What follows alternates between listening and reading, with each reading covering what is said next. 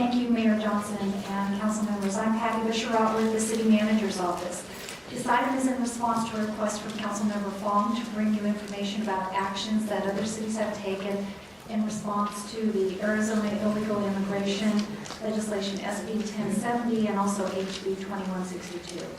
We have a short presentation. City Attorney Ivan Tykert will give you a brief legal summary of those two acts and give you some background on that.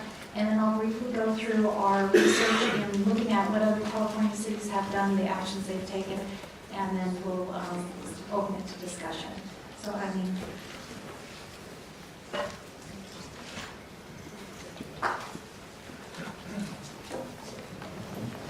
Good evening, Mayor and council members. On April 23rd, 2010, Arizona Governor Jan Brewer signed into law Arizona Senate Bill 1070. And with a stroke of her pen, Governor Brewer sparked a firestorm of national debate that now has spread here into this council chambers. After receiving this immediate national attention as the most sweeping and strictest state law ever adopted addressing anti-illegal aliens. On April 30th, nearly 1 week later, the Arizona legislature,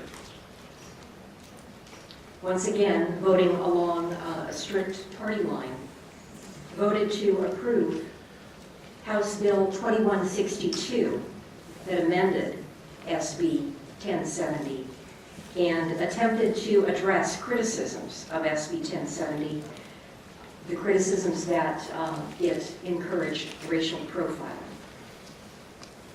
SB 1070 is scheduled to go into effect, barring a court determination that it should not become effective within 90 days after the end of the legislative session, so towards the end of July.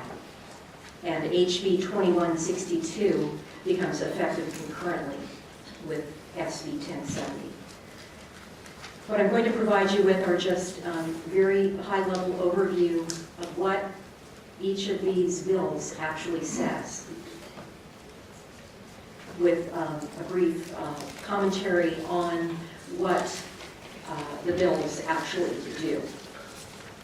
First, it's always important to start with the statement of the legislative intent, what is actually intended by these bills. And SB 1070 makes clear that their intent is to make attrition through enforcement of immigration laws the public policy of all state and local governmental agencies in Arizona.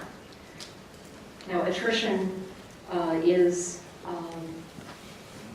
the product, attrition through enforcement is the product of think tanks on immigration issues that are seeking the exodus of illegal immigrants from the state through stricter enforcement of immigration laws. The other legislative intent is to discourage and deter unlawful entry and the presence of aliens and economic activity by aliens who are unlawfully present in the United States. So let's dig into the meat of SB 1070. And the heart of the law is in the section entitled Cooperation and Assistance in Enforcing Immigration Laws. Now, this is the section that has, I believe, obtained most of the media attention and debate over the whole issue. This section basically provides that no local or state agency or official shall limit or restrict enforcement of immigration laws, except to the fullest extent by law. To state it conversely, it imposes a mandatory duty on the part of local agencies and officials in Arizona to enforce immigration laws.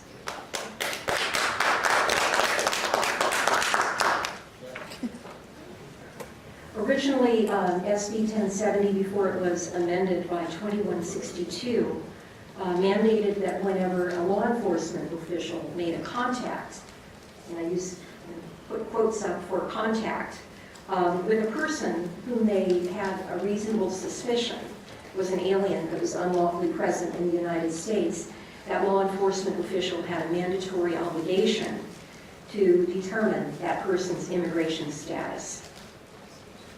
Now, the reasonable suspicion can be based upon things such as dress, demeanor, language. And SB 1070 also said that it could not be based solely on race, color, or national origin as a basis for that reasonable suspicion, but it could be, those factors could be used in order to make that contact with that person. The other thing that SB 1070 did then was, upon that reasonable suspicion of the illegal immigration status of that individual, the officer had a mandatory duty, or has a mandatory duty, to require that person show their federal registration documents.